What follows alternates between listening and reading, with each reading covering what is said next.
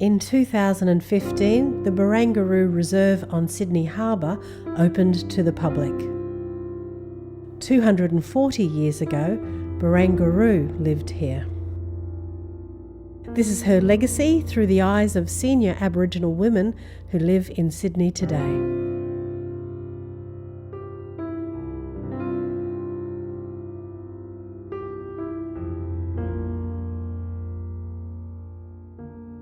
If you go back 200 years, then certainly there would have been beautiful natural waterways and, vegetation. So to see this recreated, and they've actually honoured and revitalised Barangaroo is magnificent.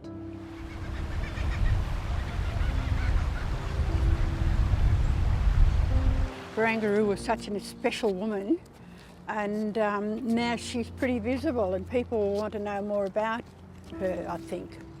I agree with you. I think people need to know about what a strong Aboriginal woman she was. I would say that Barangaroo is one of the heroines of the Australian story. She was a woman of First Nations. She was a woman that saw what life was like before British colonisation or invasion, whatever you want to call it, and survived. I think that in many ways it's a precinct that represents very much who she was as a person. There's the water, where she got her livelihood, her living. No doubt it was her inspiration as well. We all love a day on the beach and out on the water. So they were fisherwomen, yeah? They had canoes, they travelled extensively on the waterways, travelling quite a distance out to, beyond the heads, not just contained to the harbour.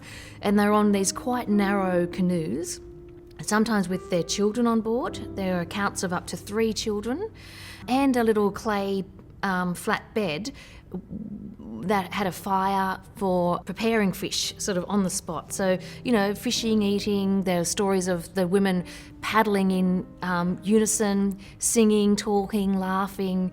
So you have a sense of quite a united group, very active, and as key providers for their entire community.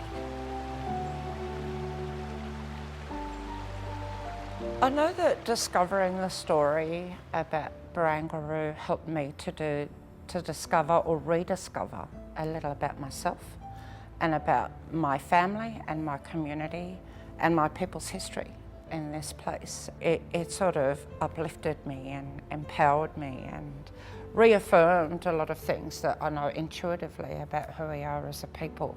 And we know that some of my ancestors actually camped around the Barangaroo site itself. So yeah, there's a very interesting and very powerful connection. The naming of that site opens up a whole new conversation about women, Aboriginal women. So often women are left out of these early colonial stories because the colonisers, they assumed a kind of patriarchal society. On one occasion, the Europeans, thinking that they could offer gifts, they hauled in something like 4,000 Australian salmon and gave that as a gift to the Eora men. And she was really angry about it, that those men had accepted the fish. And so we might interpret her actions as her wanting to maintain and reinforce the position of women in their clan group as powerful providers for their mob. She fought for the right. She didn't like Bennelong going and I suppose talking with the government at the time and telling them all about Aboriginal culture. She wanted us to keep our culture and for them not to destroy it. She stood up for her rights when she went to Parliament House. She went into Parliament House without a stitch on, only a skirt. And she was painted up, and when they asked her, where are her clothes, she can't come in, she said, "This is my dress," and she just walked straight past them with her head in the air, and I thought that was really great be a woman of that dignity and to be feisty about it and do it. And she sat at the table.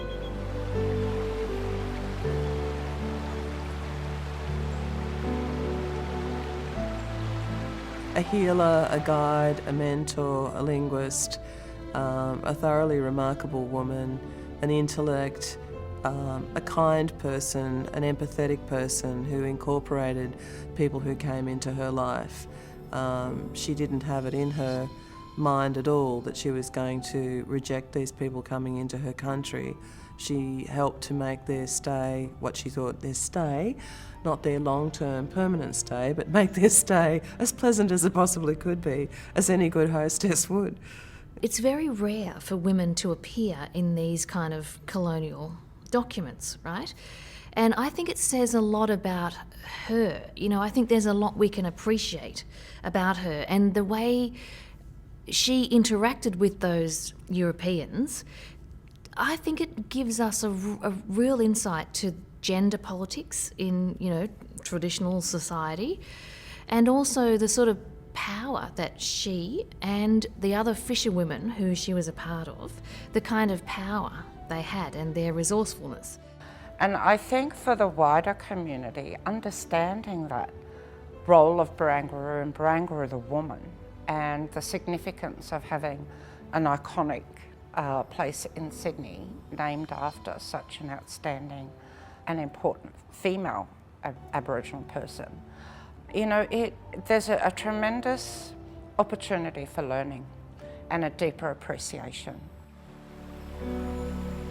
There's a direct connection between our strong Aboriginal leaders amongst the women, our women, Aboriginal and Torres Strait Islander, across this country.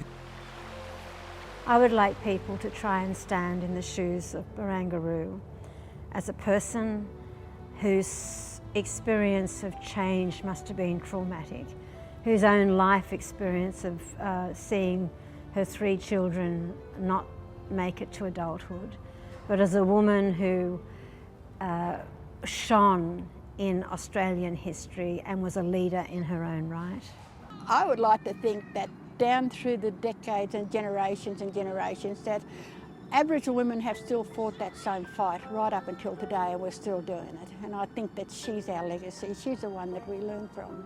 It's her living memory and legacy of what she did. That's what gives me strength, and I know that the strength that she possessed, I've certainly been influenced and inspired by a lot of women in my family and in my community that represent the same strength. They have the same amount of strength as what this incredible lady Barangaroo had. You know, they are some unbelievable ladies, you know, unbelievable balans.